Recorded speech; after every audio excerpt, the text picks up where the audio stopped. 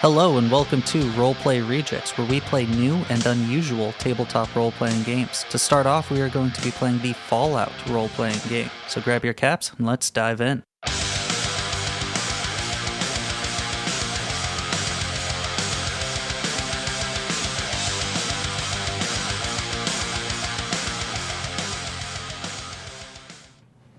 I don't know. I thought it was all right. I thought it was fun. Dude. I thought it was really fun. It was awesome. I'm sad. Hi, sad. I'm done. It is the first game that we've ever finished. It's like the first. I think it's the first tabletop RPG I legitimately played that wasn't D&D or D&D adjacent. Yeah. Oh yeah, because you didn't play with us. I wasn't there for that. Yeah. No. You weren't our friend yet. Nope. What a dark time. Yeah. The before times. The before times. You'll get a chance. Yeah. We'll will save get a it. chance. We'll save it for the end. So I just have a rough outline for how I'm thinking about doing this.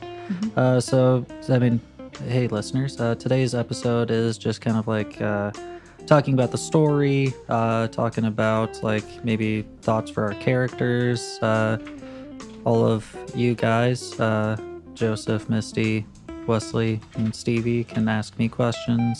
I'll ask you guys questions about some stuff, some thoughts that you guys might have had. And then we'll go into talking about mechanics of the game, things we liked, things we didn't like. And then at the very end, we're going to announce the next game. So, yeah. I'm so excited. To start off, Doc, Yeah. why didn't you use Jet sooner? So I was And in combat? So that's the thing. I was using Jet behind the scenes, and mostly I didn't use it in combat because mechanically it's not that great. Jet by itself gives you one action point for one turn. Oh, wow. Yeah. That's actually Base jet is not that great. Yeah, it's not that good at all. The Jet Ultra and what was the other one? Jet Fuel. Jet Fuel. Those are real good. Yeah. But they're super hard to find apparently. So didn't have the opportunity, but I liked it from a roleplay perspective, and I liked that it went from being his dirty little secret to coming out and then becoming an actual plot point where he almost got murdered. Oh, yeah. Yeah. Yeah. I wasn't even thinking about that, but then I was doctor, side quest. Oh, God. And then, just kind of went with it. But mechanically, Jet is just not that great. Fair. Yeah. I've got more questions for you. Okay. Your family. Yeah. Oh, no, Yeah. I'm so How- sad. So in that montage, we saw you go to your old house that you and your wife Yeah. and kid were living at, and empty. So Doc doesn't know.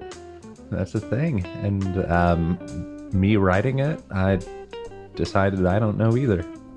Yeah. Yeah, he's not sure if they got killed by raiders or if they just left. It didn't look like there was any breaking and entering Yeah. that occurred, but they might have gone out for food and got captured or something. Yeah. And honestly, we'll never know. Yeah, and that's If we ever pick up this game again, I mean, I imagine we're going to be doing new characters. yeah. So, Oh, I could be Johnny or not Johnny. Oh man, Johnny the Doc Jimmy, the third. ooh, Could be your the, kid. the son that got abandoned by his drug-using father. Ooh. Could be fun. That could be. yeah. Yeah. To be fair, To be fair, he was kind of kicked out. yes. Not yeah. really Yeah, I was left. kicked out by my wife. Yeah, but the for kid doesn't going back to necessarily the know drugs. that. Yeah, I'm just saying. I'm Yeah. just trying to give Doc some points. Yeah. Not many you can give him, but Yeah, and people move on eventually when their family dies. So he has a budding romance with Cleo right now. Honestly, I feel like it's just for the meme. I love Cleo. Okay. She's one of my favorite parts of the game. Every time you go up to her shop, she has some sort of like a flirtatious but also dangerous type line to tell you. All right. She's always talking about hot-blooded murder and things of the like. Yeah, there were some choice ones that you told me about. She's got some great lines. So I recommend going to meet up with Cleo in Good Neighbor. She's a blast. Yeah. I mean, let's just keep on going around the room. Misty, so when we made your character's backstory, did you ever think that it was going to go the way that it did? With my sister being all of a it. douchebag. So yes and no, right? Like we had decided that like the drugs were being put out there together. Like we decided that that Tessa was going to be unaware and super devout, and like trying to find her sister. But we definitely, like, you didn't tell me that Mary was going to be any sort of bad guy, or even that we were going to find her in general. Like, the whole idea was to go look for her, but I assumed that we would get into some like raider camp or something and she'd be dead, or like we'd find her on the side of the road or something, you know. Like I thought it would be a lot more of a I guess I just didn't think that it was going to be like the main quest line that we followed. I thought it was just going to be kind of like, as we go along, like, have you seen my sister, like, type of thing, you know. So that happens in Fallout a good bit too. Yeah. Like the water purification in Fallout 3, did not see that being the main quest line. yeah. Oh, yeah. Yeah, right? Like, Yeah, it was real weird. yeah, it's kind of out of nowhere. Yeah. Yeah, it's kind of a bummer. And like, I think it sucked too because I didn't realize that was going to happen, and then like there wasn't much time for me to process it before she was dead. And then like similarly to our end fight with Johnny, right? Like I had decided I wanted to talk to him about what had happened, like why she went crazy. But then it was like, he's also killing everybody. So like, or not quite, but like trying to. Yeah. So it's like, do I stop killing him to talk to him? Like it didn't feel like the right time. But then he was dead and I was like, dang it. I should have like found out more, you know? So Yeah.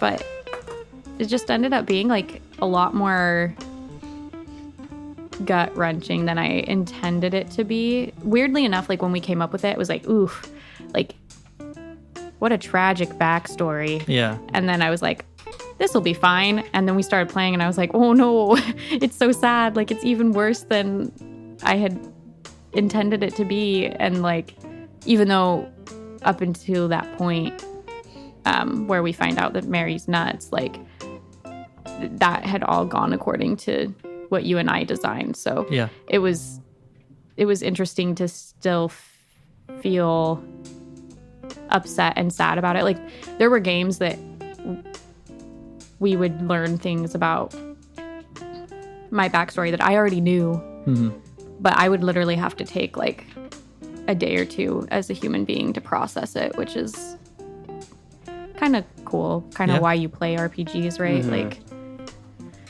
but yeah, because it feels different, like as you're going at it. yeah. I thought, really quick, I thought it was kind of cool too that like with the Gek, with Mary, and even with Johnny at the end, like because of like the rust and violence scenario in which those things occurred, like there wasn't like, it wasn't like, you know how in like, I don't know, like movies or shows where it's like this like giant dialogue and then like feelings are revealed and then like sometimes the villain turns. It was like, no, dude, like this is a fight to the death. And because of that, you're left a little unsatisfied, but like in a really good way, right? You're like, Yeah. like when we broke the Gek, right? Like there's like, I mean, even I, after that decision was made and we did it, like afterwards, like I reflected on it, right? Because like we both as players, as characters, like, yeah, I feel like there were good reasons to do it. And if I like, even now, if I would replay that scene, I would make that decision again.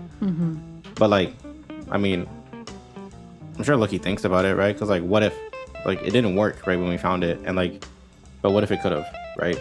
And what if we could have protected it better, or so on and so forth, right? But these are things that like, realistically, you just don't have a lot of time to process when you're level 4, right? Like, Yeah. you're just not going to protect something like that, right? Like, because like realistically, if at level 4 Johnny comes for it, like if Johnny hears we have it and comes for it, Yeah, Johnny we'd just be gets it. dead. Yeah, exactly, right? Like, and same thing with like probably like some super mutants or a heck ton of ghouls.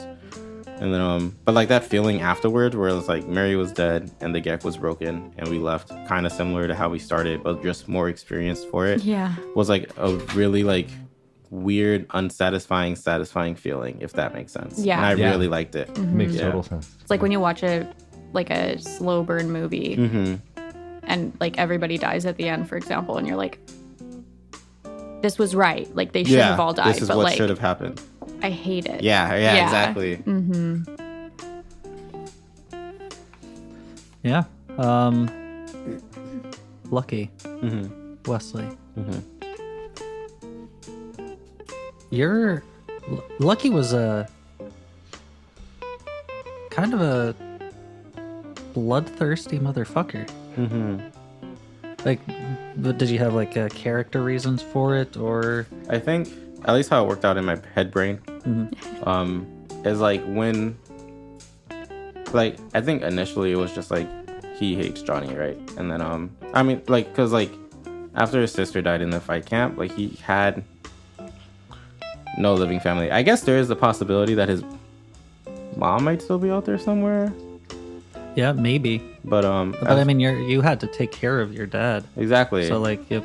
So she's right, but so maybe, but like as far as he's aware, like he has no living relatives left. And then one, like there was a hatred for Johnny, and like that like kind of like instilled in him a necessity to like be stronger or get stronger. And then two is like as time went on, like the squad kind of felt like a new like second family, and he didn't want to lose that again, right? Because like the feeling of helplessness when Misfortune died was like palpable, right? Like there was literally nothing he could have done about it, and that sucks, right? Like, and you never want to be in that situation again. And so whenever like a threat came along, like he wants to take care of it, and he wanted to be able to do that. He didn't want to take any risk, and that's like a lot of what led him to like making the decision to break the Gek as well, is because he doesn't want to like invite reasons that he might lose his family again. Yeah. Yeah. And then I'm assuming then that like rage against Johnny just, and also kind of like protecting by killing off Johnny really helped fuel the excitement, I guess, to go to Corvega. Oh yeah, right. Like yeah, exactly. I think that one was just a lot more personal too. Like he like kind of went through like the whole campaign feeling like he had failed his sister, and while he still might kind of feel like that, at least now he's like he got him back for her, you know, like he got like revenge, which isn't like the thing, right? Like people are supposed to preach, but like no, like that's what he wanted, right? Like, and he got it. Yeah. Well, and I that think helps how him he sleep a grew little up, easier. it makes sense. Yeah. Right? Like, he grew up in a fight club. Like, revenge makes sense.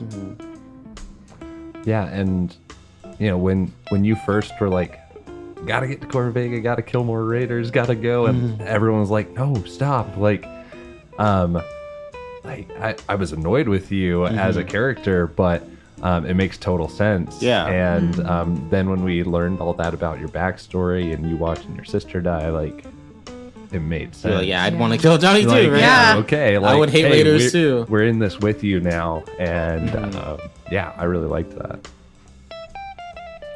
Yeah, heck, Johnny. Yeah. Heck. Fuck that guy. Frankie.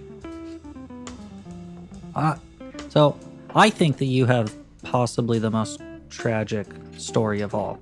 Yeah. Now, Tessa's real fucked up. Real fucked up, cults and all that stuff. But you had the experience of living in a normal, functional society for a while. Mhm. I mean, you were what, like 30 or something when the Yeah. bombs fell? And then you lost it all. You lost your humanity in a way, becoming a ghoul. And then you come back, you end up finding this Gek and have the opportunity. You see the potential to just bring back society again. But you still choose to break it. Yeah. Well, having experienced like pre-war America and then experienced like post-apocalyptic America, like I recognize that it's been long enough. There's no way that some green fields and like plentiful food are gonna change. It'll make changes, but like they're talking about like someone's always gonna be chasing after the Gek thing. Yeah. And so it's still a bunch of people who are raised in this society, and it's going to take generations to get to anything like remotely resembling back to what was going on before. And it's just not probable that it'd be difficult to recover Yeah. from. Yeah. I think just it would be easier on everyone, just even in the future, if it happened organically. Yeah. Because abrupt changes, Yeah. oftentimes, even positive abrupt changes, there's always going to be resistance to it. Yeah. All it takes is a flamethrower to burn down someone's crops that they just created with the Gek. Yeah. Yeah. So, And like you said, it's not like raiders are going to stop raiding just because suddenly there are more crops, yeah. Yeah. If anything, they'll just want the farmland. Now, with the Gek, were you as the DM, Damien, expecting us to do something different with it? Or was the campaign, like the book, expecting us to do something That was my different with question. it? Yeah. So keep in mind, this whole thing is my brainchild. Okay. So in the book, there's no such thing as the Gek. Now, you can get the Gek bundle, which is one of the ones that I got. You can see some of the pictures on our Instagram of it. But, like, I think it might mention the Gek a couple times throughout the book. But I had to do a lot more research on online just to kind of like see what was going on with it. Apparently, in like the first and second Fallout games, like they used the Gek Oh, really? a couple times, and it worked fine. The new California Republic was created because of it. But when I looked at the Gek, I didn't really like that. I wasn't really in agreement with the idea of this super powerful thing just being used and like people are just cool with it. Yeah. Like I would see a lot of hostilities revolving around something like the Gek. Yeah, definitely. And then I also wanted to do something a little bit different with it too. I didn't want to step on any toes of like the Fallout 1, Fallout 2 lore, which is why it is the Gek 2.0. They were trying to improve upon it, and then I had freedom to do whatever I wanted with it. Yeah. Oh, that's awesome. Yeah. As far as like how you guys ended it, I didn't think you were going to break it, if I'm being honest. Okay. I didn't think that was going to happen. I thought you were going to like bring it back, give it to the Brotherhood of Steel or something like that. And at the end there, actually, Mary was going in, trying to blow herself up to destroy the Gek. Because if she couldn't have it, Okay. no one else could. I think that honestly, if we hadn't heard what like Mary planned to use it for, I wouldn't have wanted to destroy the Gek. But if I didn't, like, I knew that people would, like, want it for power and everything. That was, like, pretty obvious. Like, it's a powerful tool. Yeah. But, like, here's this woman who was willing to kill her own sister to get that kind of power. Yeah. For what? Like, just to have power over people and in this shitty world where it's like, yeah, cool, you have power, but, like, you're still not exactly doing great because no one's doing great. Yeah. It's not even, like, power for just comfort because there's still always a risk of you dying. Yeah. For, like, you eat the wrong thing. Yeah, and even with the Gek, like, we were still level 4 characters. And even if we weren't, even if we were level 20 characters, like, if the Brotherhood of Steel decided they wanted to take it from us, they would simply take it from us. Yeah. right? Exactly. Yeah, they have like a literal army. Yeah, vertibirds and miniguns And like, I could roll shitty all day, but if I have 100 guys rolling, like, eventually it's gonna fucking hit. Yeah. Vertibird. I was so excited. I got to fly a vertibird. Oh yeah, that's really Yeah. nice. I Pretty didn't cool. anticipate doing that at all. I know it was only briefly and I crashed it, but But you crashed it But real good. Yeah, you Yeah. did a good crash. And like, I did want to implement the piloting skill Me a little bit too. more. Yeah. but I was it's really it's glad you hard did that. to bring it in because, Absolutely. like, unless how? we're doing Yeah. specifically Brotherhood of Steel stuff. Yeah, Brotherhood of Steel stuff with vertibirds. I was thinking about trying to throw in a buggy or something, but then again, it's just like, you're not going to use it in the city. It's way too ruined in there to use it for that. Yeah. So, I mean, what would you do? Like, short little stints? I don't know. Just Yeah, I thought it was a weird one because, like, the games, you don't pilot anything. Like, occasionally you're, like, in the back of a vertibird, but you don't pilot. Yeah. So I thought that was a weird addition to the RPG. I mean, I get it. It's, you know, unique and Yeah. would be fun for someone who knows how to implement it. I am just not that person.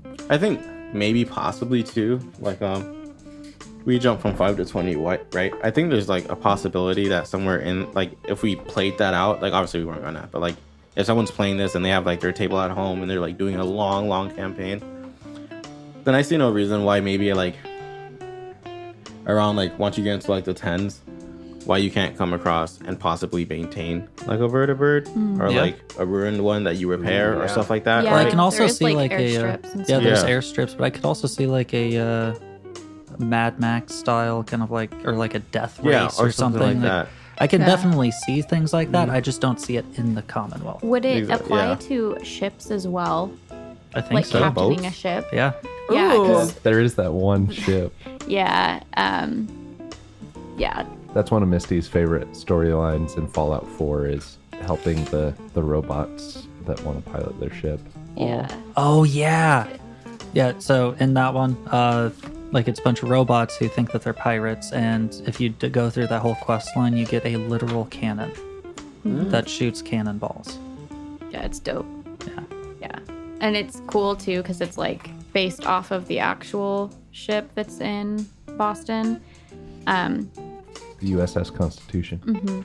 Its nickname is Old Ironsides, and that's what they named the robot that like is the captain is Ironsides. It's really cute. Yeah. But yeah, I was thinking about it while we were just talking about piloting in general, and I was like, oh yeah, like maybe you could get a ship together and like sail from like port to port around the Commonwealth, which would honestly be super useful. Yeah. If that were an option, because it's a lot of ground to cover. So Yeah, I thought it would have been a thing with like power suits, right? Like to even get in and use one, you have to have Yeah. an ex-pilot, but that wasn't the Yeah. case. So Yeah, I just looked it up in the book. They state buggies, motorcycles, vertibirds, and tanks.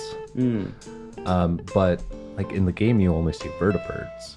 So Yeah, or you I see guess like you could- ruined tanks Yeah. and Yeah. cars and stuff, but you don't ever, like, it's never an option to do that. And also, like, the map alone, distance wise, it's not big enough to really require that. Now, if you were doing a home game and you were being like, okay, the Commonwealth can be like your, you know, the starting location, and then you set out from there, Yeah. Abso-fucking-lutely. Yeah. Or even if you were doing more of like a New Vegas type thing where you're dealing with like the entire West, Yeah. like that would make sense. But the Commonwealth is pretty small as is, so it does seem a little silly. Yeah. It's dense for sure, but it's a little small. Yeah. But I don't know, maybe it's preconceptions about like us playing Fallout 4 and now we kind of like have it stuck in our minds of like Yeah, it's like there's ruining no way. it. Yeah. I mean, I'm sure like too, like at home, right? You can like, you know, when you find a broken car between repair and pilot, you can fix it up and drive it. Yeah. It's just like you were saying, like mechanically for the Commonwealth, it's just not a necessity, right? Like Yeah. instead of like maybe like 2 days of travel, you get there in like half a day to a day, which is nice, right? Like you use less food and water, but like you just don't feel that bad about taking the extra day, right? Like if it was like getting from here to there is gonna take, like if getting from Diamond City to the Glowing Sea was gonna take a week, then like it would matter a lot, right? Because you're like, wow, wait, did no. But if it did, like you're like, oh wow, if I can get a vehicle, I want that. But like since they're like you can get from one point to another in like a matter of days, I feel like it's not that big a deal. Yeah. You have less encounters, though. That's also true. Encounters, at least, that you can just go on by. Yeah, but I feel like By as a, super mutant. I feel like as a counterpoint to that, you would just attract a lot of attention. True. Like you're like one of X amount of dudes that drives by Corvega, right? Like you might be the only dude that drives by Corvega, right? Like Yeah, and then they do like an ambush or something, set mines along there so you just fucking explode. oh yes, yeah. Yeah. I don't know, it could be cool, but yeah. I think it'd be cool to have, like, an ATV or something. Yeah. Yeah. I think buggies would be sick. Personally, I would love to drive a buggy. Yeah. Yeah, so at this point, I'm just opening it up. What kinds of questions do you guys have for me, for each other, whatever?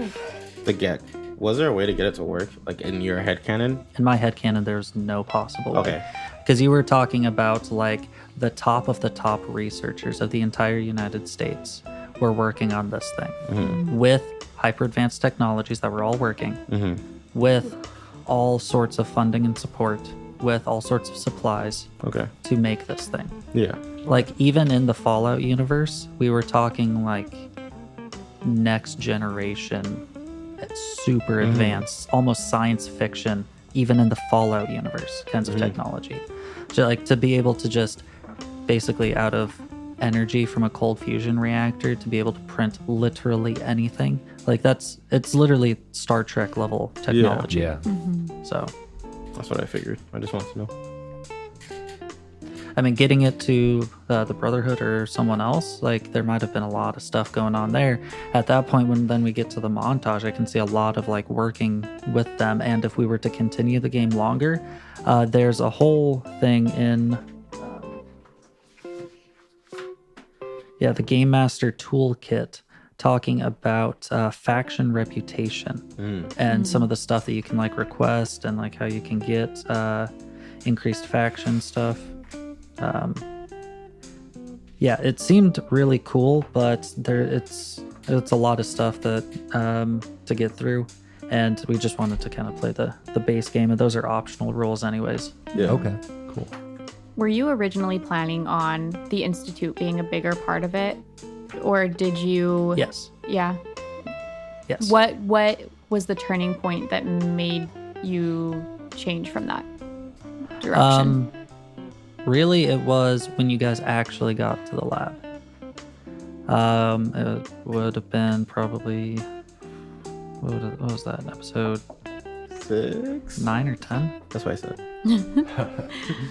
Somewhere around there. You guys were about halfway through, and my idea was that the Institute would have been the ones kind of like listening in and trying to follow you all.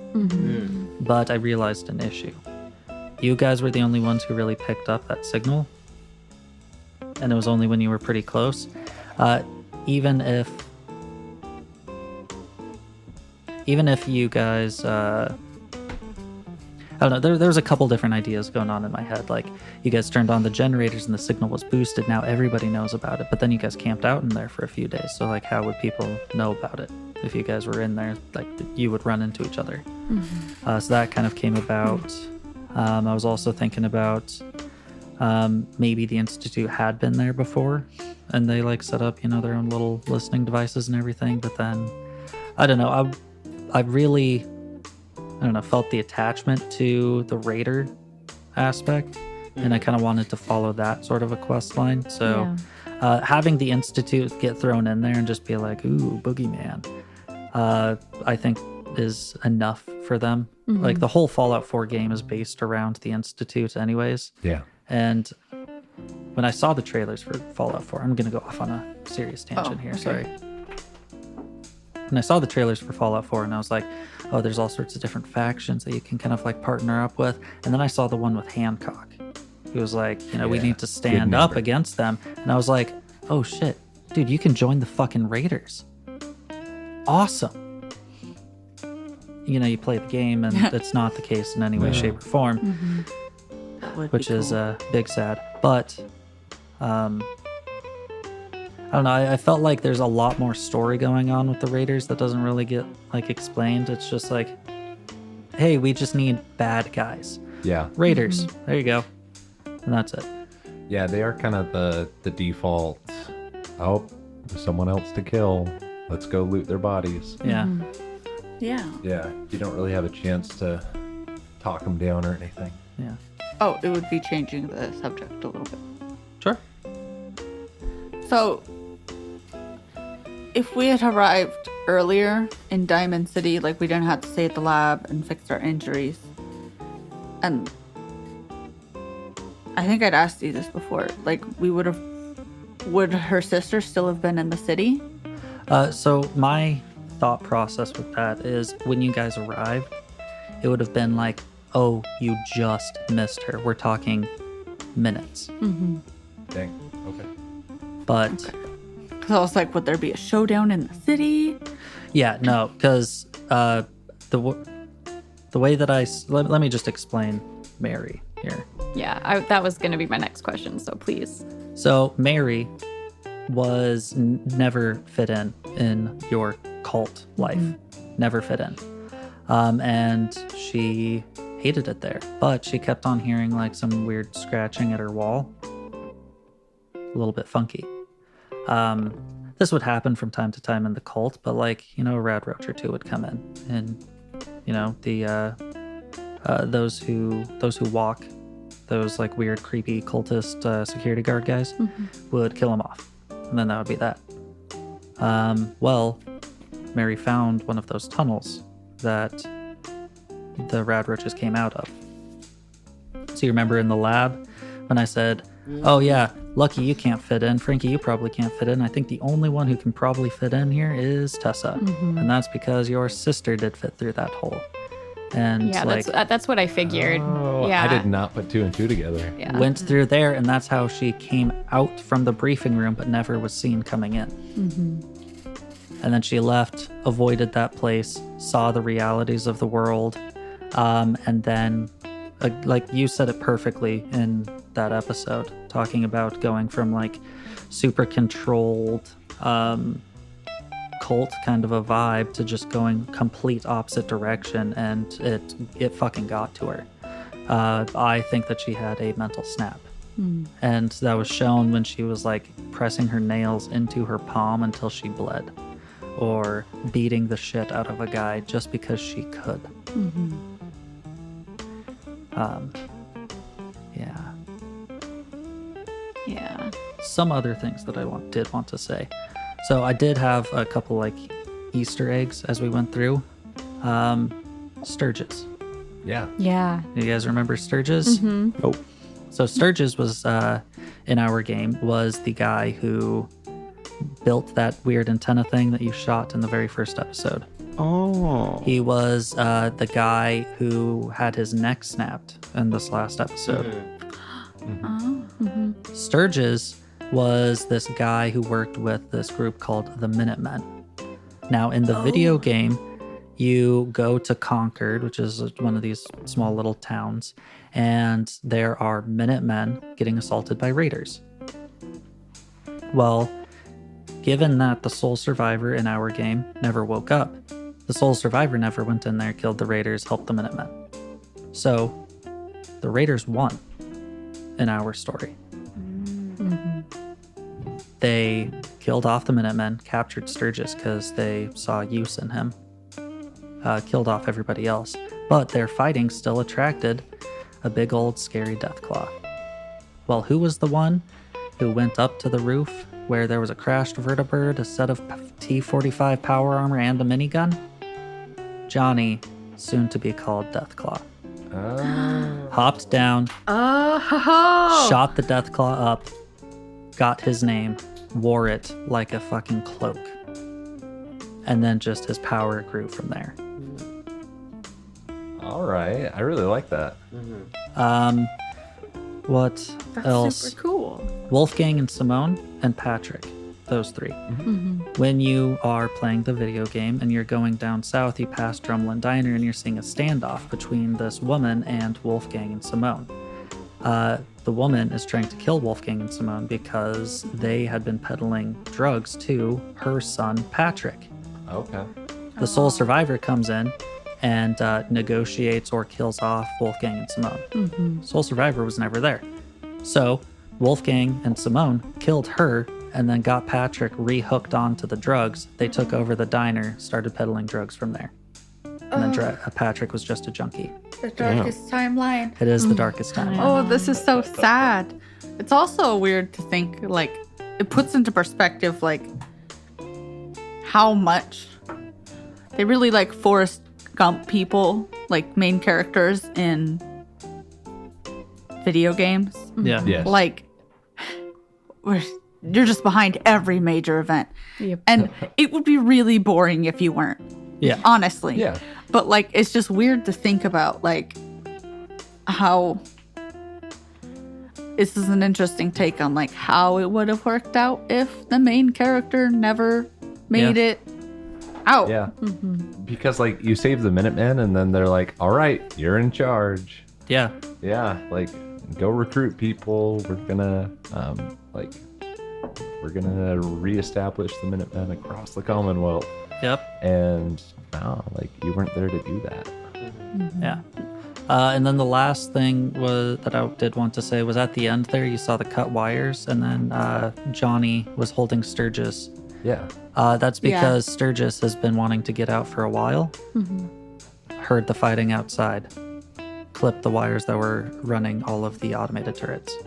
Oh, okay. I figured it was the guy that he was like killing, but I didn't know he had so much like background. Yeah. Nice. I like that. Yeah. But anyways, I'll get off of my my rant there. I mean, any other questions? Was there, like from your point of view, either a player mechanic that felt annoying for you as a DM to deal with, or was there a player mechanic you wish we used more often? Yeah, actually, I'll. Yeah, let's move into mechanics in the game then. There was one that I really wish that you guys took more advantage of. Was it the question Using one? luck to add elements to a scene. I thought about that as we went into this It last just- scene. Yeah, but it just feels like I don't know. I understand that that's part of the whole reason for luck, but it feels too metagamey. Yeah. And we've been trained to not be metagamey, but it's not it's not meta. It's like you're supposed to do resource. it. Yeah. I think the reason for me personally why I didn't use it so much was because I just felt like I didn't have to. Like I guess there was like a couple times where I could use it to find like extra caps or extra like chems, but like at the same time, like I guess and like because I took Psycho, which lasts so long, and I bought like a good few doses, like I go through one dose of Psycho a fight scene. Like I just don't need that much of it. And beyond that, I just felt like I didn't need to use it. Yeah. And our fight scenes kind of like lasted a while. Yeah. Yeah. I don't know. I like the bigger grand battles. Yeah. Even though I they're do. hectic to go through. Yep. Oh gosh, going from level 4 to level 20 was like what? So many mechanics that I didn't have to think about before. Yeah, that are all just applied. I will say it feels like with this game it was a little simpler than most other games would be. Well, yeah, because if we take D&D 5e, for instance, you have a whole crap ton of, let's take level 5 to level 20 jump.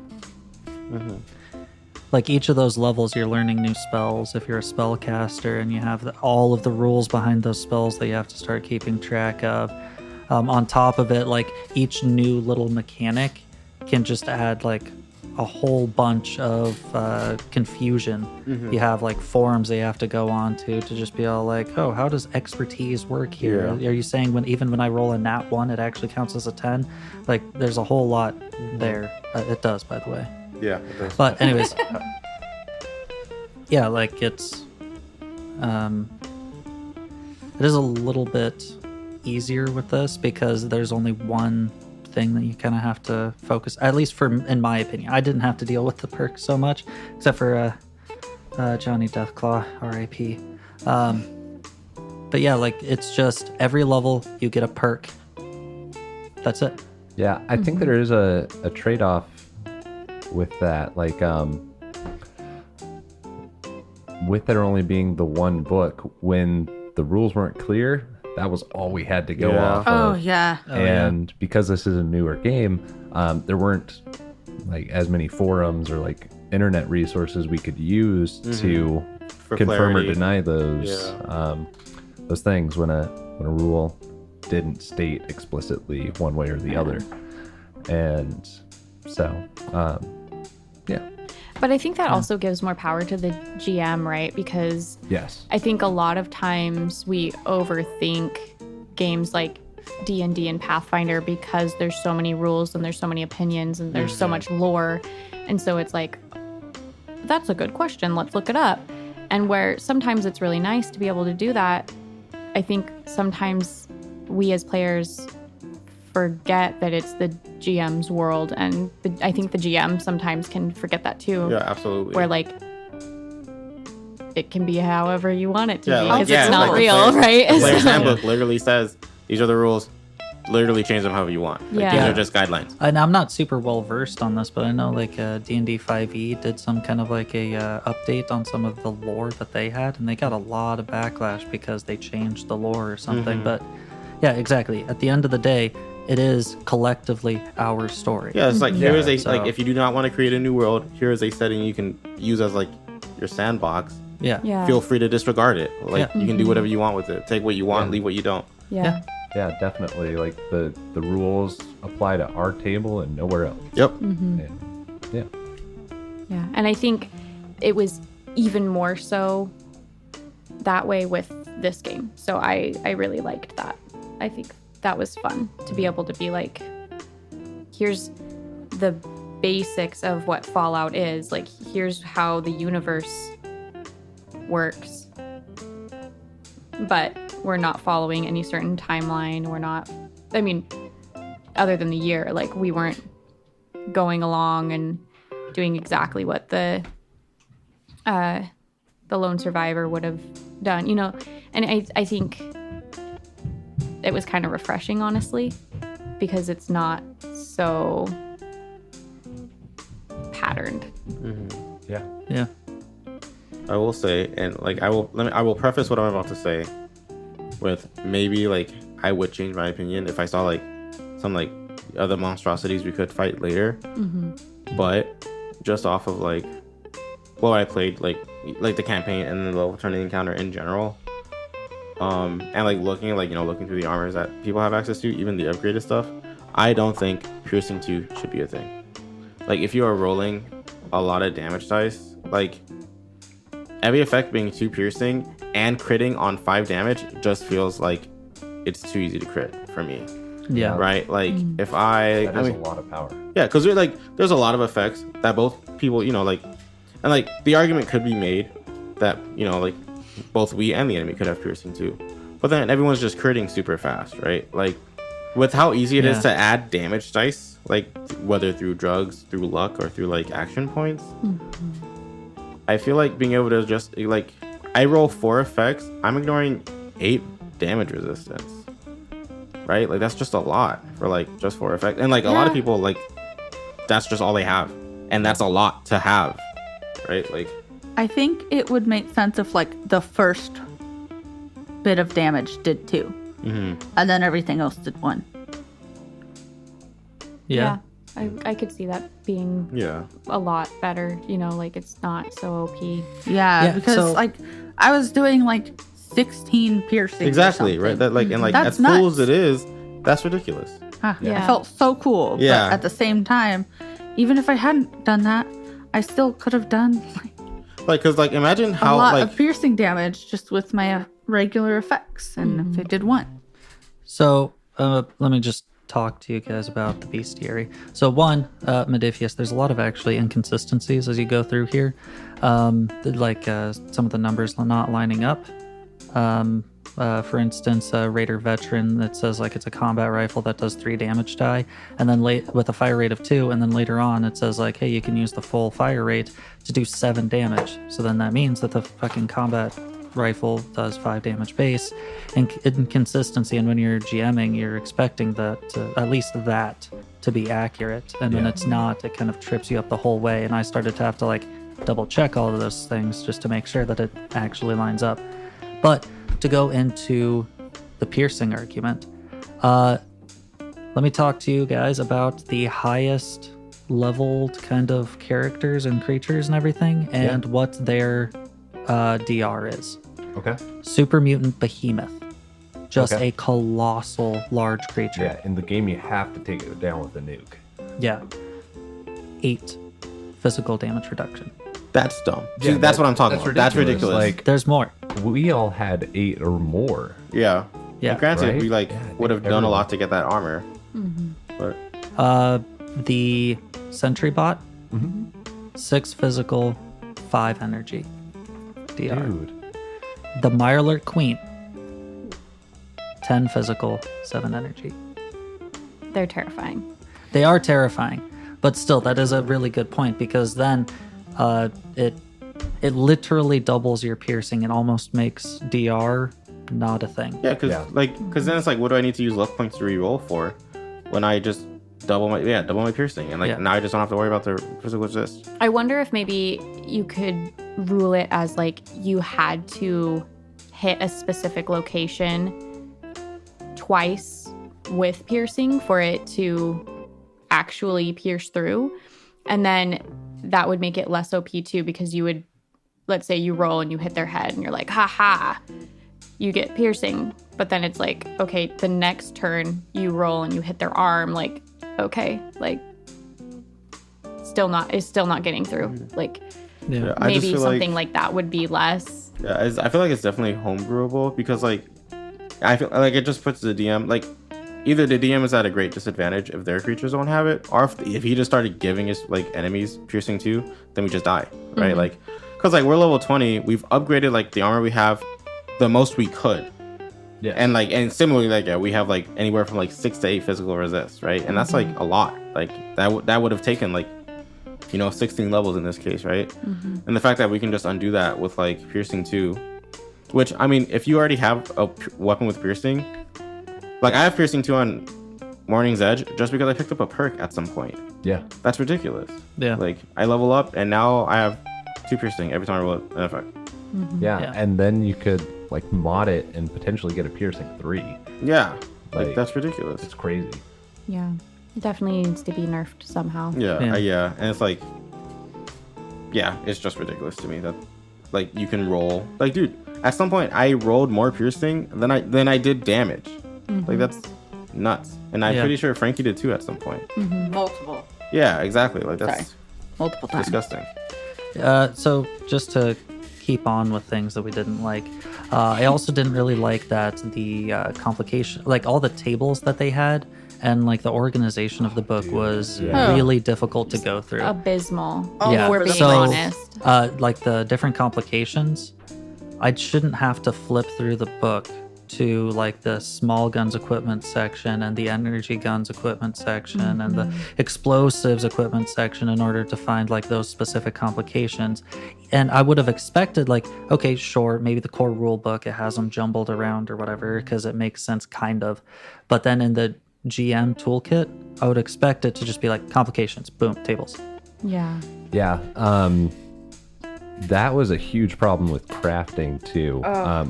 Yeah. I think most of us dealt with it at one point, but you have the the weapon page, like at the front of the book, and then you have the which mods can be attached to the weapon page on, another Couple 2 or pages. 3 pages past.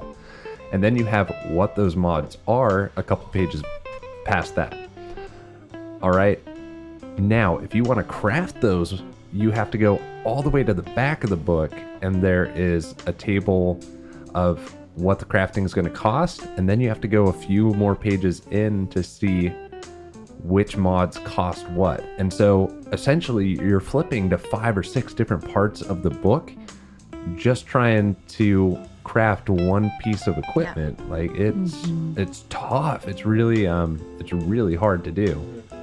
I was happy we had 2, I had 2 books in front of me, and so I was able to keep 2 of them open and have bookmarks in them. But you shouldn't have to do that when you're just trying to upgrade a weapon. Yeah, I mean, and realistically, like, we have a pretty nice setup here. We have a large table, and we only have 5 of us, right?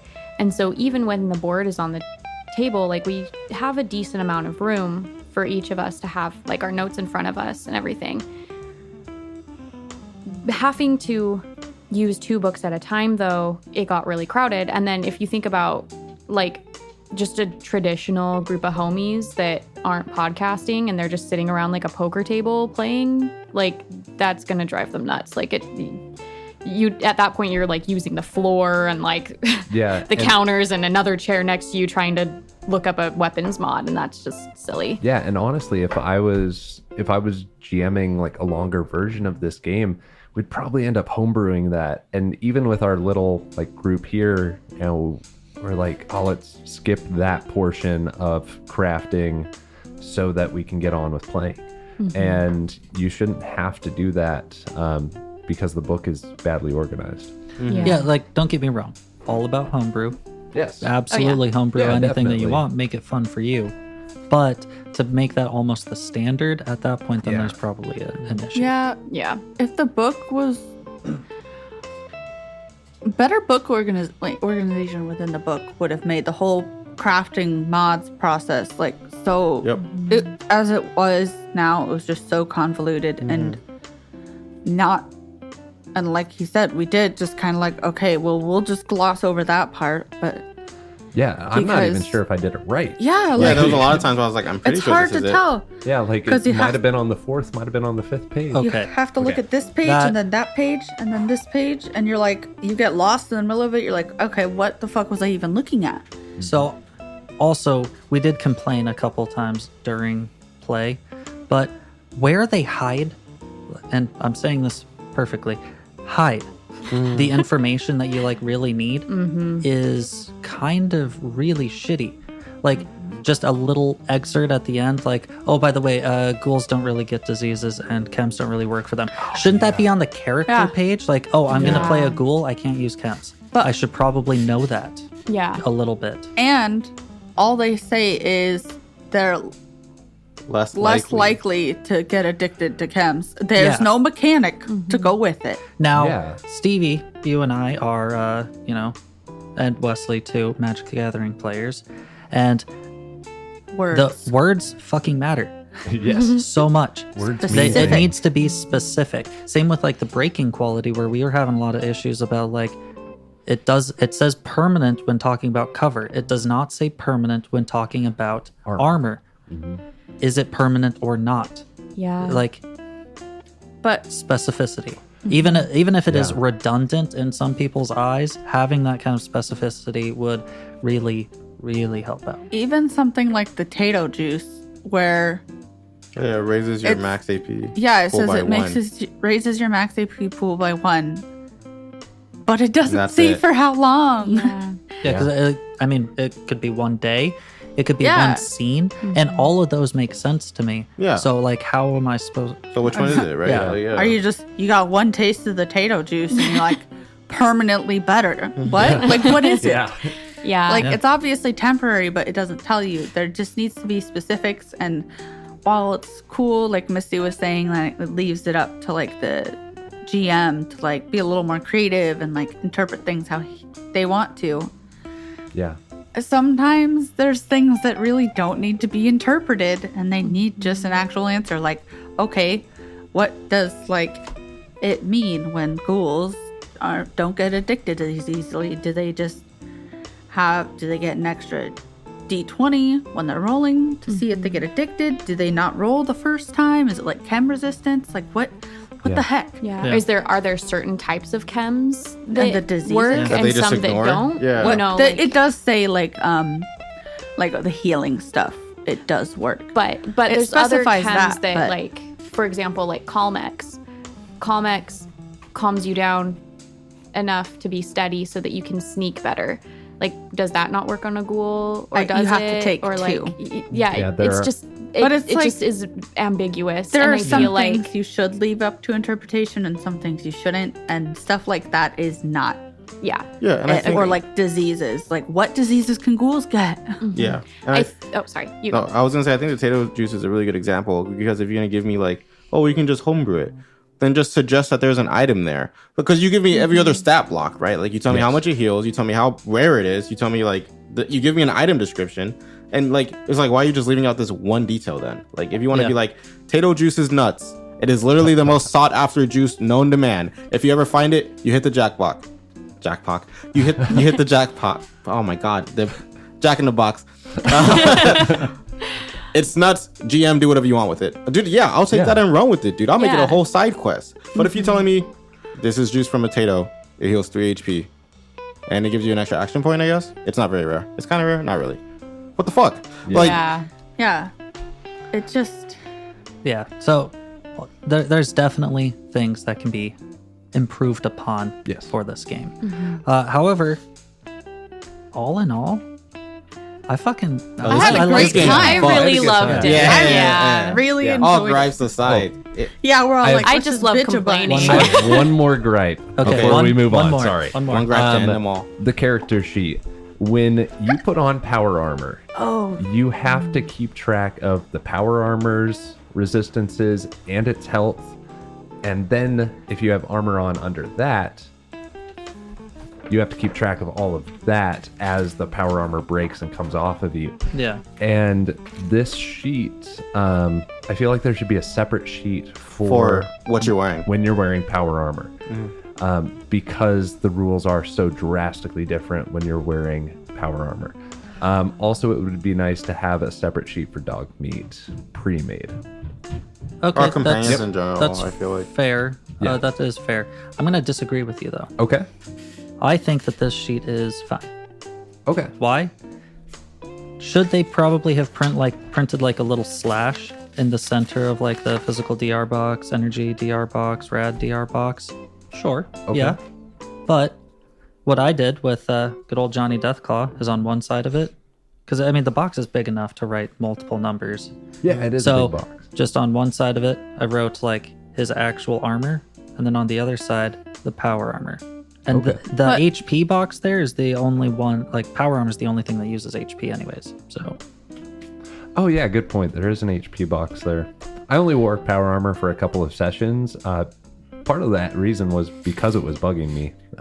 But like That's all you fair. have to do is add another column. That's literally all you have to do is add one more column for power armor. that's fair. Yeah. It's not like it just feels like it would have been such a simple fix. That's fair. For such like I know that not all campaigns are going to be like we're all in power armor. But it is But something a lot of players it's something a lot of aspire to. players want to do because of Fallout. Then just Well, the, mechanically, it just makes a lot of sense to do yeah. it. Yeah. And I will say, for me personally, my values changed a lot from like melee damage and toughness. And I wish I didn't have to smudge my paper every time I change it or just keep it floating in my brain. Right? Because if I get hit, it goes up by 1. And then if I take a drug, it goes up by more. And then same thing with my toughnesses, right? It was going up by 1, then 2, then back down to 1. And then armor and like my clothing on top of that. And like I guess I don't really have like an answer for that one. I just wish there was like a little chart that said like, and you know how Pathfinder has like armor, shield, extra deflection, fucking, yeah, natural, exactly, right. dodge, There was just yeah. a little chart that came was like natural toughness, the armor you're wearing, clothing, and like you could just add up all those values instead of just being like, No, that's fair. And then like in there, you could add in that column with like a power Drugs. armor. Yeah, and power armor, exactly, right? So you just have a little cheat sheet so you know how much your value you're getting from which source. Yeah. Also, I only happened to come across the armor for dog meat. It's literally, it's like a third of a page, and it's just kind of like one of those like blurb boxes. And I just happened upon it when I was looking at like power armor mods, and I was like flipping through the armor section. Had I not known about it, he would have taken a lot more damage. He would have died. Yeah. Like- yeah, they should definitely have some sort of like. It seems just Dog like an armor on this afterthought, like a page. cute little thing. Or they should have, because when you go to the dog meat perk, it's like, yeah, go to page like 338 or something to learn more about like companion stuff.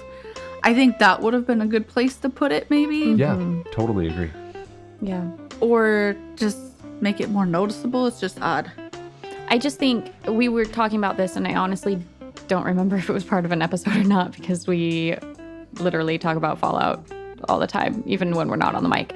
So, but like we talked about at one point having them make an app for this.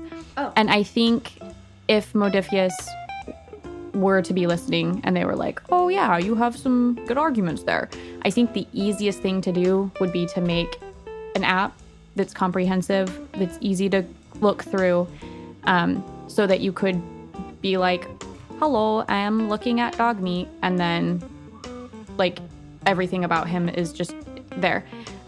Because I think as much as I would love to see the book reorganized, I don't know that that would be super easy for them as a company. I mean, I have no idea. I've never made a book. So there's that. But Yeah, good point. I do think that an app would be super easy to like make those changes that you were talking about, Wesley, with like trying to add things up and see where they come from. And, you know, if you can't find something on dog meat, like, hey, or even like a way in the app too to ask Modifius, like, hey, potato juice? What's like up with that? frequently asked questions. Yeah, and then they could be like, oh yeah, you right. Our bad. Like, this is what our designers are saying now. Yeah. You know, especially because I feel like, I don't know, but it kind of feels like this is like a beta test version of the game still. And if that is the case, then an app would be the easiest way to like make good changes and then apply them to a newer version later or something like that.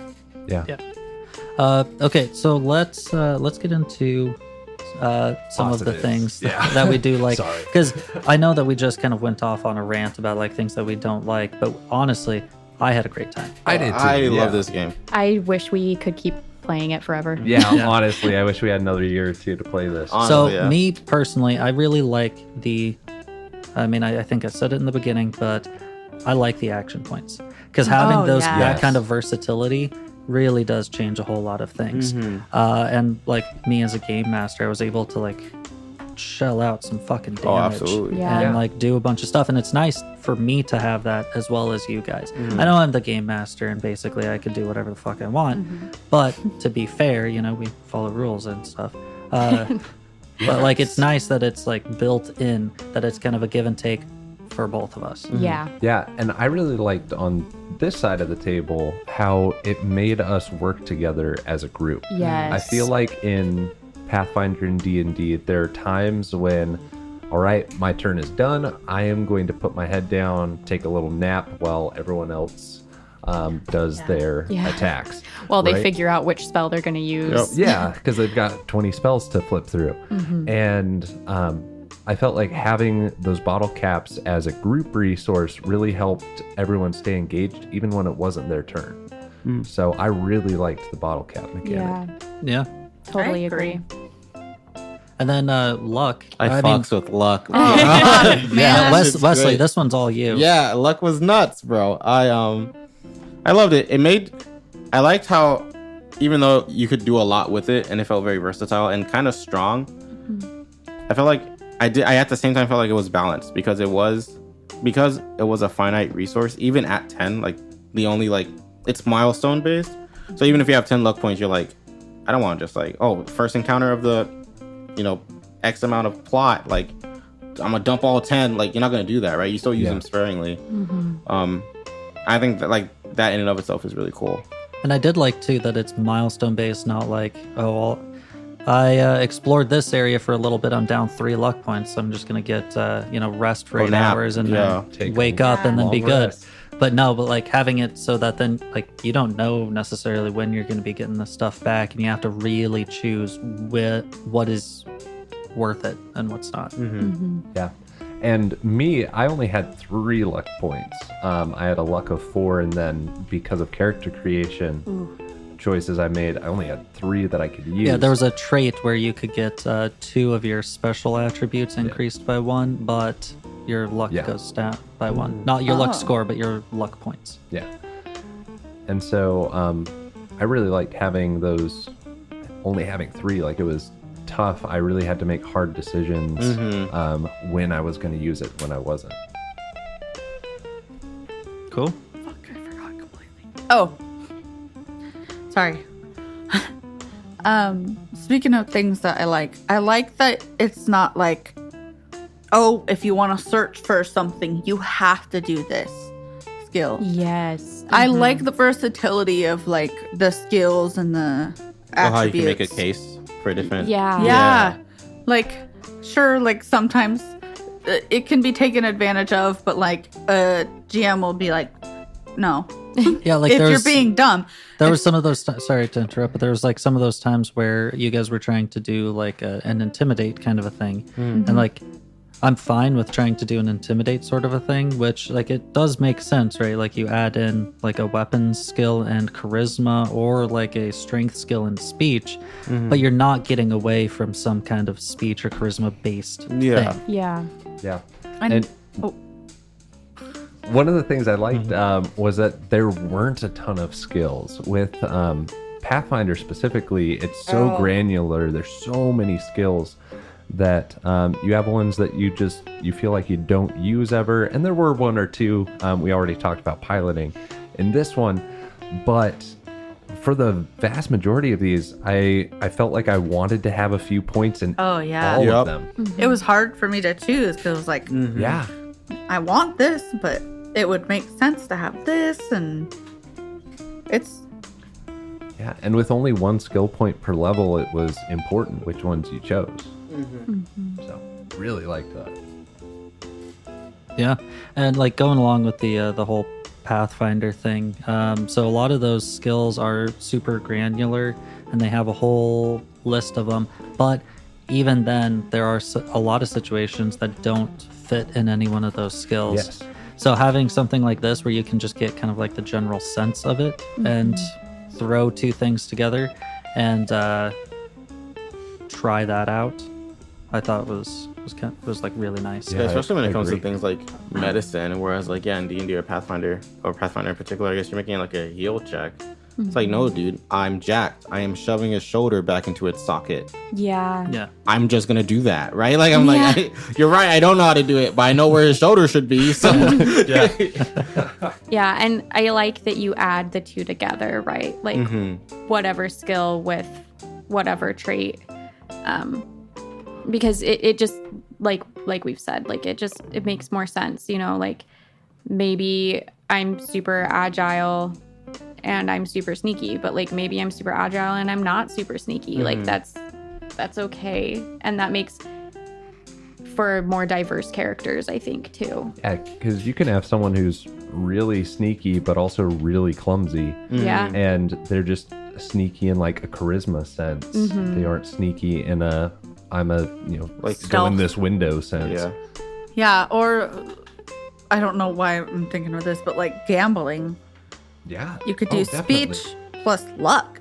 You could just like Yeah. Yeah. Yeah. some gambling is luck, but you can like say speech could be like bluffing or something, and yeah, sure, charisma would also make sense, but bluffing is also just as equally about luck. You could Yeah. even do Yeah, or intelligence and intelligence, have you yeah. count cards. Yeah. Like, Or perception to count cards. Yeah. Or like read other people's Yeah, like Expressions. There's You can gamble endless is what we're saying. possibilities. yeah, Yeah, and if we take that Agility to cheat true, with a card up your sleeve. Sleight Like, of hand. yeah. and if we take it into like D&D or Pathfinder kind of parlance, all of those different versatile options would just be kind of like under sleight Sleight of hand. Yep. Yep, and then that would be that. I also liked really quick about luck, about how like even if you're bad at a thing, if you have decent luck, you have a decent chance of doing it anyway if you're willing to spend a luck point, which to me makes sense. Because there's been plenty of times why in real life where I've just gotten lucky, right? Like, even, like, dude, I'm bad at the thing, but I still did the thing just because someone else got my back that day. Yeah. And with skills in particular, I really like that there are tagged skills. yes. Because you're like, this is my area of expertise. Of course, I can crit at a bigger range. That makes sense to me. I like that a lot. And I like that it's not the same as Pathfinder tagged skills where it's like, because you're an elf, you have all these things that you're just inherently good at. Because it's like, in that world, it does make sense. But in the Fallout world, it wouldn't make any sense if it was like, oh, if you're a ghoul, you are automatically good at these things. You know what I To mean? be Survival. fair, ghouls automatically get survival. Yeah, but it makes sense Tag. because That it's makes been sense. 200 years, bro. Yeah. But they also still have to put Obviously, I'm points good into at it. Which Yeah. makes sense. Yeah. Yeah. Yeah. Sorry, go. I do like the special, which is attributes, basically. I do like that if you have a low one, it's not the end of the world. It's not like in Yeah. Pathfinder where you're like, oh my god, I don't have a lot of strength. There's so much that I can't do. Yes. It's less limiting. It's just kind of like, well, maybe you shouldn't try and fucking punch someone in the face because you have a strength of 4. Yeah. It's not like, oh wow, you're gonna get real fucked up because you Yeah. only Yeah. this task is impossible. I also just love the special attribute, how it spells out special, right? Yeah. Yeah. Strength, perception, endurance, charisma, intelligence, agility, luck. Because it's easy to remember because it's an acronym. And I know that's from the Fallout games, but I wish more games would have things that were that easy to remember. Yeah. Because sometimes like we're playing D&D or Pathfinder or some other, and like, oh, is it called Brawl in this one, or is it called Strength, or is it called XYZ thing? With the special ones, it was pretty easy to remember which Yeah. was which. It was just the skills that I kept on fucking up. Yeah. Yeah. Yeah. And sorry, speaking of like skills and like the tests and everything, I like one that any success that you make matters. It's not like, oh, I rolled a natural 18, so I make it. It doesn't matter what the score is or whatever. Yeah. But that's like every single point matters because that's extra action points generated for use later on. It still actually matters. And I also like how later on we didn't get a whole lot into it, but the option is there for success with a complication. Like Yes. you don't just automatically like succeed and you do super duper fantastic, or you fall flat on your fucking face, and like those are the two extremes and that's it. I like having the idea of like you succeed but At a cost. Yeah. Yeah, going kind of along with that, I know we talked about this at the very beginning of play, but like at first, the way that the dice work, and it's like you want the lower numbers, like I was very confused and I was like, this doesn't make any sense. But as we started playing and as I started understanding the mechanic more, I really like that you roll 2 dice, that you are able to have like these target numbers that you're trying to get, and that like there's like a range to each roll. It's not just like, oh, 1 through 5 is bad, 5 through 10 is and 10 and above is usually good. You know what I mean? Like I feel like there was a lot of dynamicness I get. to rolling. Yeah. I do also like the tagged skill, like crit success kind of thing, because it makes sense because, you know, unarmed, that wasn't a tagged skill. It wasn't something that I've been like working at or whatever. I'm just like, wow, I had this deathclaw thing.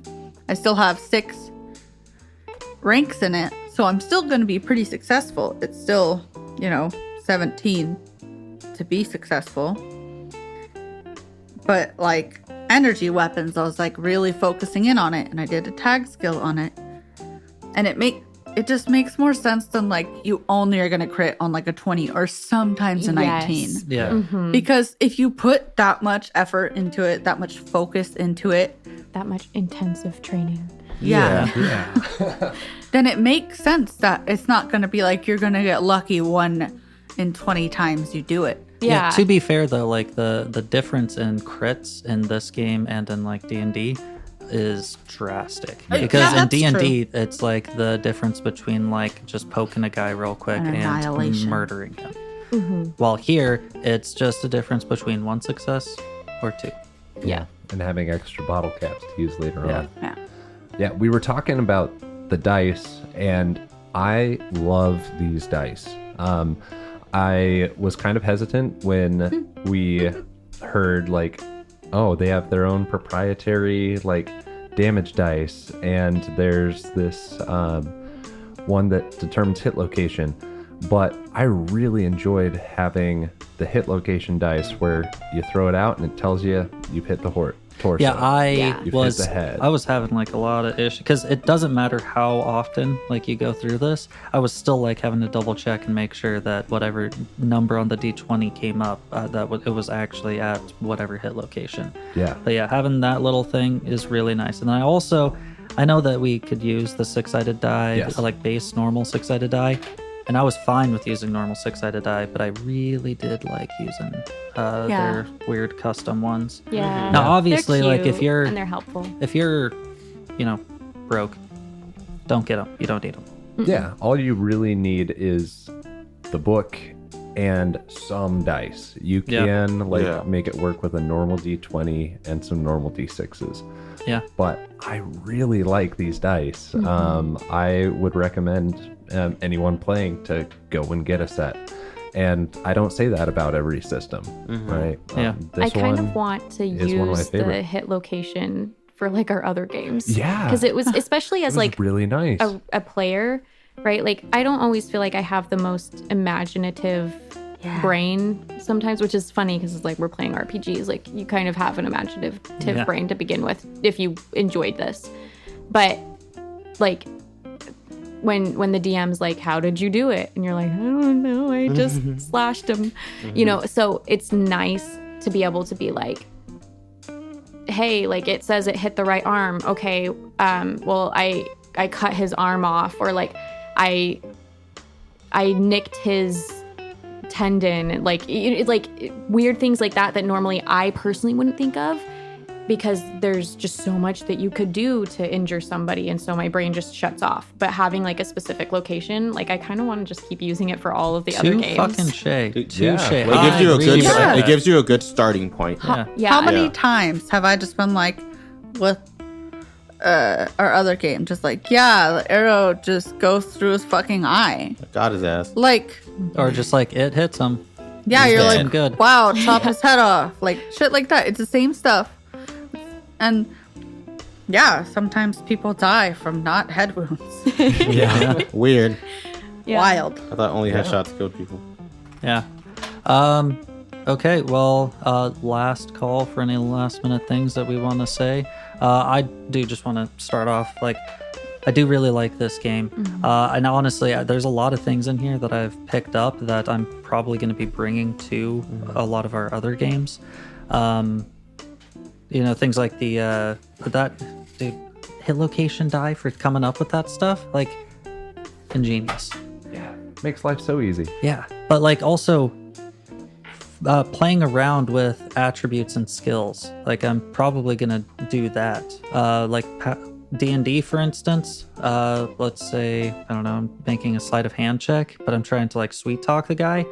Charisma plus your proficiency in sleight of hand. Yeah. Like, let's start playing around with something like that. Just because it's like tied to a certain thing doesn't mean like the way that you do it is still a dexterity check. Yeah. You know, Yeah. like you Totally can agree. kind of play around with that. And that in turn, I feel like brings more character freedoms, right? Like Yes. my character, like I might like, because maybe I like, No, like if you're really into RP, like even if like Joseph and I are both playing generally like charismatic characters, and even if we're more to intimidate, I'm not gonna intimidate the same way, right? Like Yes. if he has a giant gun, and I just like have the homies, right? Like I'm the leader of a guild. Those are two very different avenues of intimidation. Yeah. Yeah. Yeah. And that was actually, sorry, I know we're trying to wrap this up, but that's actually something that made me really happy with Fallout, right? Is because Tessa ended up being a rogue. She ended up being a rogue. Yeah. What do I always play? A rogue. But the thing is she was different. Yeah. She got to be a different rogue. I wasn't just like, like the emo, like Here I am. dagger throwing, like pickpocketer, right? Like Yeah. it was cool to be able to have that dynamic, and I'm so excited to be able to go back and play Pathfinder at some point and be a able to different rogue. do a different type of rogue, because I love rogues, and Yeah. like I am a rogue in real life, so like it just like feels good, right? So I'm really excited to be able to play with these games, these newer ones, and like add on to the things we already love. Yeah, if you listeners can't tell, we're a fan of house rules. Yeah. we play for fun. Yeah. And if you played to have like a more serious whatever, and not that we don't get serious, but I will say Like- what was nice about this is like it felt like we didn't house rule a bunch. It just the Yeah. game itself lent itself to creative freedom, and Yes. that was really cool. yes. Yeah. Yeah. I agree. Amen. I agree. Yeah. Closing remarks. Yeah. Closing remarks. I love this game. I would definitely recommend it. If I had more time, I would say, play this one. There's 7 days in the week. Hey, so, I tell you what. Pathfinder 1 and this, the Yeah, other. and we didn't even like get Yeah. into the whole like really got into the whole survival aspect, Yeah. because like that does play a huge part, and someone who's smarter and more patient than I am Oh. would probably be able to do that a lot better, and I'm sure lots of people would have fun with it. But Yeah. we also didn't like harp on it so much, so there's a lot of different ways that we can Yeah, Yeah. you could make this a lot grittier by Yeah. pulling out the water and the food and Yeah. those Yeah. mechanics. I'm glad that- we didn't though. Yeah, I'm happy. I feel like we did. I'm not a just don't enough. starve type of person. I love that game. I have a very hard time keeping track of the very little that I have to keep track of. So closing remarks. yeah, same. Like I love the game. I really do. I was excited to play it because Joseph and I had been playing it,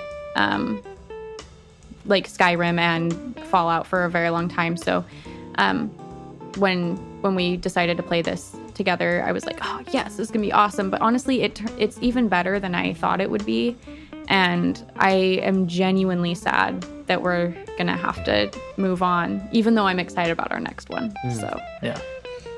I mean like the Echo, right? Like I loved it. I felt like it was very like easy to introduce new plot points that could be visited later. Like even like the Church of Radiation, whatever it was called, right? Like it was very easy, Yep. like to just be like, this exists, visit it later if you want. And then and like we were talking about creative freedom, like that's like I love that so much. How it's like, especially like we didn't use it as much, like you said, but just the fact that I could like after you describe a scene, I could just use a coin and be like, but this too ? Like it's Yeah. just like the play between GM and player in this game is like nuts to me. Like there's It's so more many obscured. things. Like Yeah, there's not as right, much like- of like a definitive line. Yeah, right. Like it's like yeah, he's like Damien's still God, but like hey, you have a direct line. You know what I'm but saying? we the angels. Yeah, exactly. Yeah, I mean, like Misty said, I'm really sad we're moving on, but I'm definitely gonna like push for us to revisit this game at least a few times. So. Yeah. I was really nervous coming into this because, like, I don't know. I enjoy watching you play Fallout, but there's still a lot of like missing pieces of the lore that I'm not familiar with. But it's a nice game to play, even when you're not super familiar with stuff. Like, I'm sure. I mean, obviously, Wesley enjoyed playing it. So. I had never played Fallout before this, like Yeah. at all. I had seen like some clips of it and heard like some things from it, but I loved this game despite that. So. Yeah, so I was nervous going into it. I haven't played anything outside of like the regular like Pathfinder D&D type of RPGs, and I really enjoyed it just overall. I know we had a lot to complain about, but it was mostly book. Yeah. it was kind of griping on like the minutia. Organizational Yeah, stuff. it was petty. We'll Yeah, be because honest, honestly, but like if I really wanted to find stuff, I could probably look at the index back there. It was still a little bit badly organized, but that's beside the point. Anyways, that's gonna wrap up Fallout, and we do have our closing announcement. We do. So, I love Star Wars, Not as much as me. but not as much as Misty. More than me though. Yes, but more than Wesley. So, we are going to be playing Fantasy Flight Games version of Force and Destiny. Right? It is a Jedi-centric Star Wars game, and we are going to be using Force powers. We're going to be, fighting Darth Vader. Now, we're doing it in our own timeline. We are doing it 7,000 years before the Death Star, so giving myself a lot of freedom there. But it's going to be a good time. I'm excited. I'm so I am stoked. excited. And Yeah. you're gonna be GMing it. I am. I, full disclosure, GM'd this one-on-one with Misty for a while during COVID. Yeah. And it was a good time. It was really fun. It was yeah. hard, but Yeah. it was fun. But we have never played Jedi before. So this is going to be Because interesting. guess what? I played a rogue. Dun, dun, dun. Yep, she played a rogue. Yeah, but smugglers, Jedi, all of the good, Star Wars. What's it called? Tropes? The tropes, the beats. Yeah. I'm trying to tie in there, so it's gonna be a good time. Yeah, I'm super stoked. I'm way but, excited. could Yeah, cry. make sure that you tune in Yep. at the next episode when we open up with talking about our characters, character creation, and really get into everything. Yes, campaign name is Spawn of the Sith. Dun, dun, dun. Bum, bum, bum. I Yeah, like it. I'm excited. No, I'm stoked. All right. Well, again, you guys, thank you for playing through this with me, and listeners, thank you for listening to this. And with that, I bid you adieu. Later, rejects.